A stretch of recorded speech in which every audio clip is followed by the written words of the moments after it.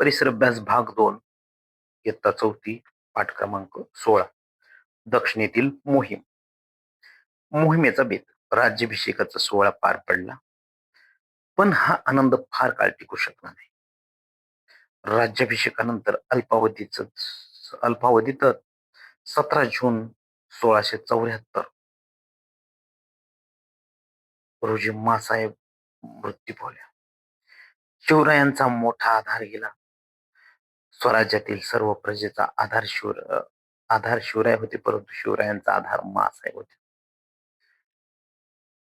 त्या त्यांच्या जीवनातील खऱ्या मार्गदर्शक आणि गुरु होत्या.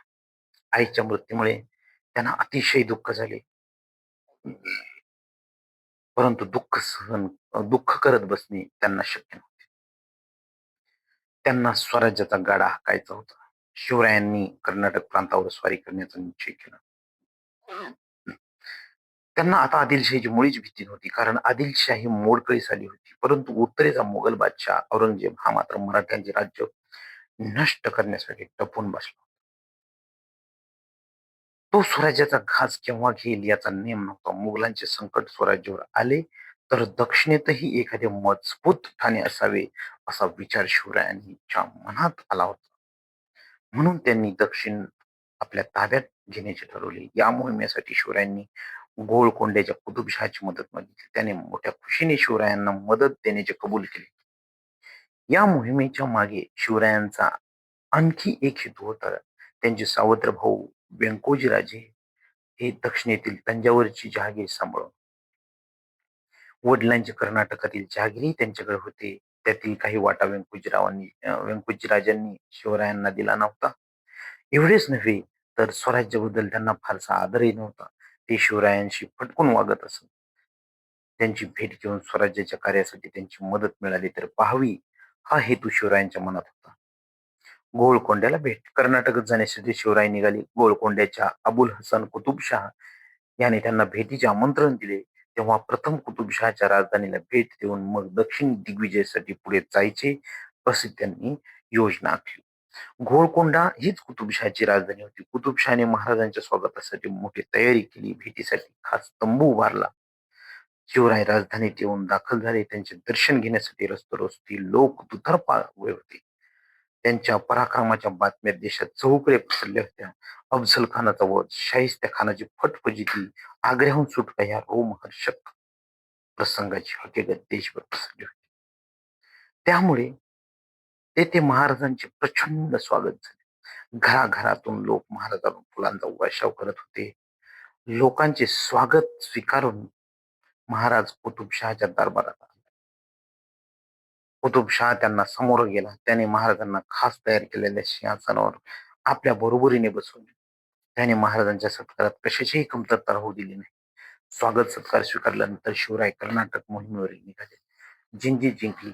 शिवराय पूर्व किनाऱ्यावर आले. चेन्नईच्या दक्षिणेस जिंजी किल्ला हा रायगडाप्रमाणे प्रचंड आणि मजबूत आहे. त्याला वेढा घालून महाराजांनी तो किल्ला जिंकला.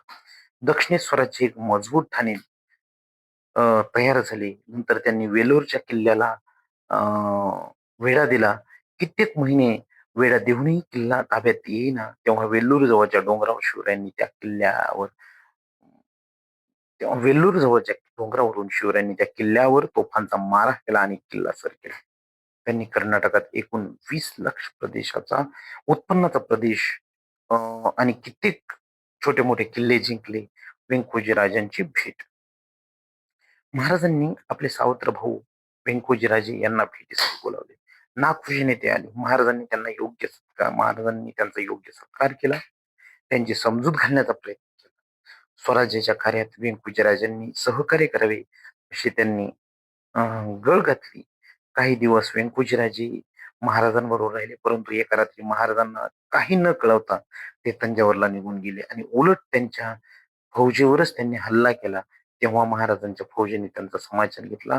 व्यंकोजीराजांचा पराभव झाला. आपल्या भावाच्या अशा वागणुकीमुळे महाराजांना फार वाईट वाटले.